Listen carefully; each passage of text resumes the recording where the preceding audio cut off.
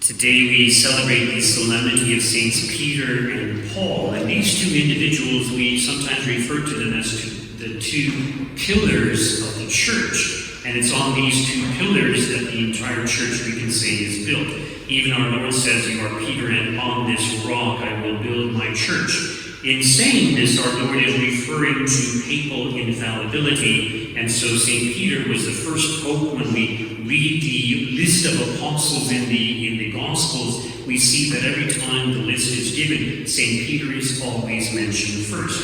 Even in today's Gospel reading, it is St. Peter who speaks on behalf of all of them, saying that you are the Christ, the Son of the living God. So these two individuals, St. Peter and St. Paul, are two great pillars of the church. It's interesting when we consider worldly institutions, or think of a business, for example, and usually it's individuals who are extremely talented, extremely capable, who are running the business, who are the CEOs of a business. Think of somebody who's hiring someone. What kind of qualities would you want that person to have? To be very knowledgeable about the business, the product, to have a good ability to market and to speak well, and so many different qualities that companies might be looking for when they hire someone. The point I'm trying to make is that when it comes to God, God doesn't act that way. He doesn't pick the individuals that we think would be the most appropriate to be the pillars of his church. So when we think of St. Peter wasn't very well educated. He was a simple fisherman. And St. Peter had many flaws. He was very impetuous. Sometimes he would say things or do things that he didn't really think through beforehand. So if you recall, when he saw our Lord walking on the water, he said, "Lord, if it's really you, bid me come to you." And he starts walking on the water and eventually starts to sink. St. Peter also denied our Lord 3 times. So not the type of individual you would want to be the head of your church, the visible head of the church. Now think of St. Paul. It is true that St. Paul was very well educated.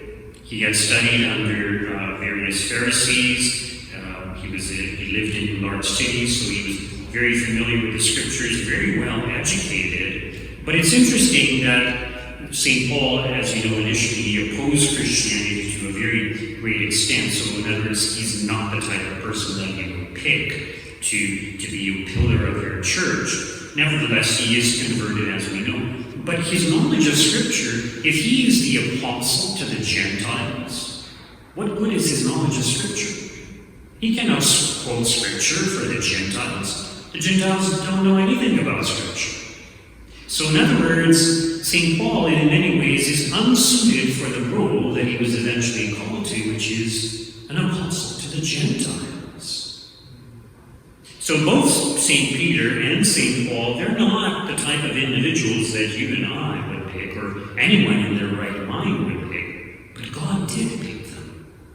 And we can ponder why this is the case. In the case of both St. Peter and St. Paul, eventually both of them became extremely humble.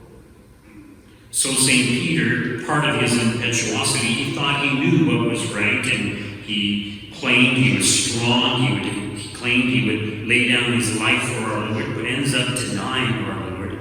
And knowing his weakness caused him to be humble. And that humility was what enabled him to do the right things and to be corrected when he needed to be corrected. So we see in the Acts of the Apostles, on one occasion St. Peter sided with the circumcision party, and St. Paul actually corrected him.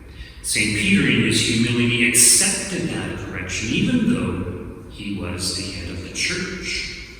In the case of St. Paul, he was humbled through his conversion. He thought he knew it all. He thought he was an expert in the scriptures. He thought he was serving God by persecuting Christians. And our Lord appears to him, "Saul, Saul, why are you persecuting me?" So he's humbled in that occasion. He's struck blind also, and he's healed by a Christian. But even throughout the life of St. Paul, if you recall, he suffered quite a lot. And St. Paul says, I rejoice in my sufferings because it is there that I gain my strength. What he was trying to say is that his sufferings kept him humble. His sufferings kept him dependent upon God and not upon himself. I mentioned that his knowledge of Scripture would not have benefited him much when it comes to converting the Gentiles. What's also interesting is that St. Paul, he acknowledges in his letters that he's an extremely poor speaker.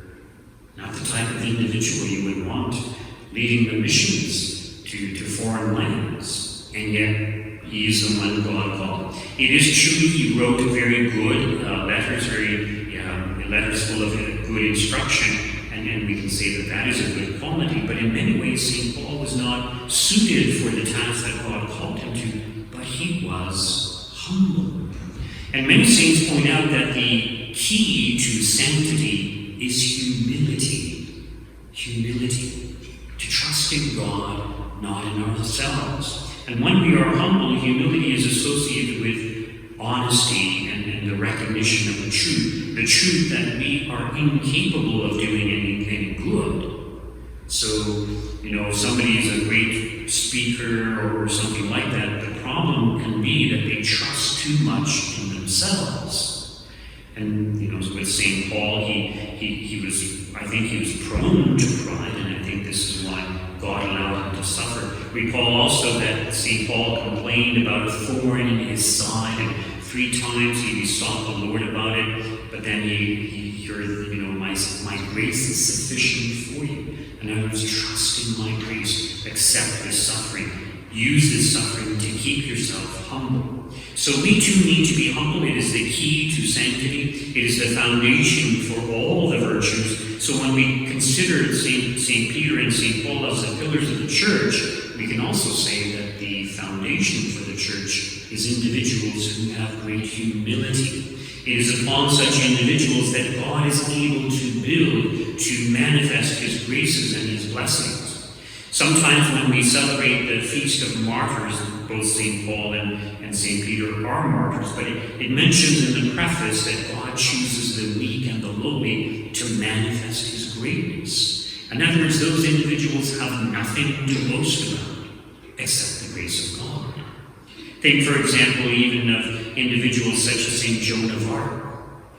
Unlettered, uneducated, she couldn't even sign her name. When she had to sign her name, she would put an X.